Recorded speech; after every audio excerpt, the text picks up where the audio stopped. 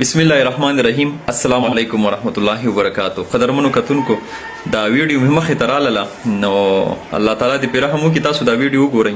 هغه آتا نن لاړ د دې فانی دنیا نه سترګې پټې کړې او کتونکو لاړو د تورو هغه خاورو لاندې. بسم الله الرحمن الرحیم. انا لله و انا الیه راجعون. سلامونه احترامات قدرمندو کتونکو ډیر زیاته یو افسوسناک وقوه مخې ته راغله یار.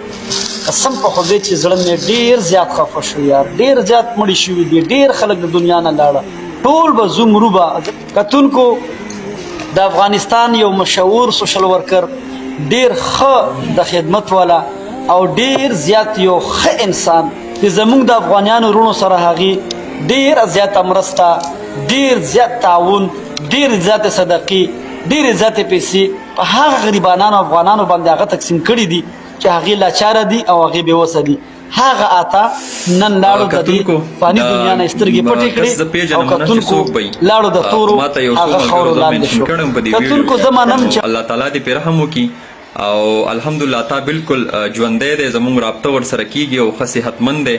او د رور ته په کمنټس کې تاسو نصیحت وکئ چې روره د داسې دې نه خو څه خیر نه جوړیږي. اتا چې کوم دی هغه خو د ډیرو پښتنو د مسلمانانو په زړونو کې دی، هغه سره مینه خلک د یو بچي د یو رور په شانتې کوي او خلکو ته درد او تکلیف په داسې الفاظو رسي که نه. مرګ خو زمونږ د ټولو په دې باندې یقین دی چې یو ځل به موږ د دنیا نه رخصتیږو، خو چې کله یو انسان ژوندی په دنیا کې او هغه ته دروغ وایي چې لکه هغه وفات شوی دی، نو دا انسان ته ډیر زیات تکلیف او درد ورکوي. د داسې ویډیوګانو نه پرهیز کوئ چې تاسو ته کله علم نه معلومات د اوسې باره کې نه لرئ، نو کوشش کوئ چې داسې پیغام داسې ویډیو دا بالکل نه شیر کوئ.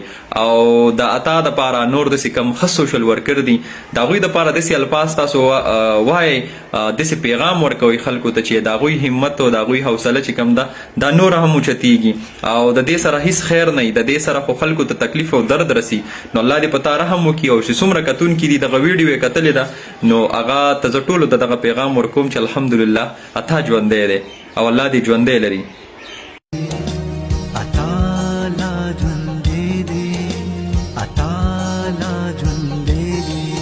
خوارانو مسکینانو خیر خوا